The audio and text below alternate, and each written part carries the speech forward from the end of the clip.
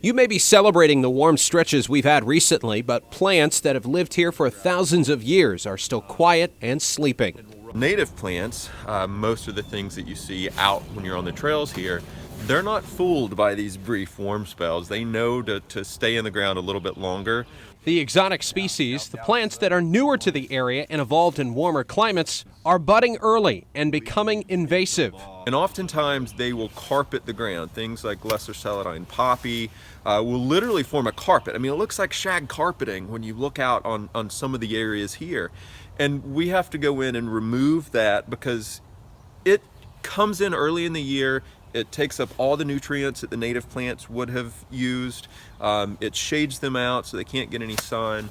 The removal of the invasive species isn't just needed for the health of native vegetation. It's also about improving the customer experience. And if you're hiking on a trail and you see it, it may not bother you that much, but if you're hiking on a trail and that's all you see is just this monoculture of honeysuckle or of lesser celandine, you don't get that experience of being in nature because it's just this wall of green. Warmer than average temperatures during the month of January impacts not just what grows on the forest floor here at the Nature Center, it can also have an impact on animals. If it becomes really warm too early in the year, is that going to lead to these amphibians moving too early into these pools where you then get a sudden cold snap, freezes the pond, and what is that going to do to those larvae? The effects of a warm January can be mitigated, but there is a concern here for longer-term impacts.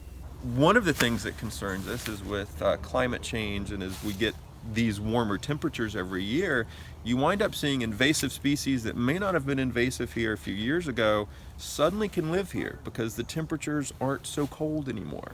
And so one of the problems with this continual warming is that you'll get invasive species, plants and animals both, that are going to be able to inhabit places that 10 years ago they would not have been able to inhabit.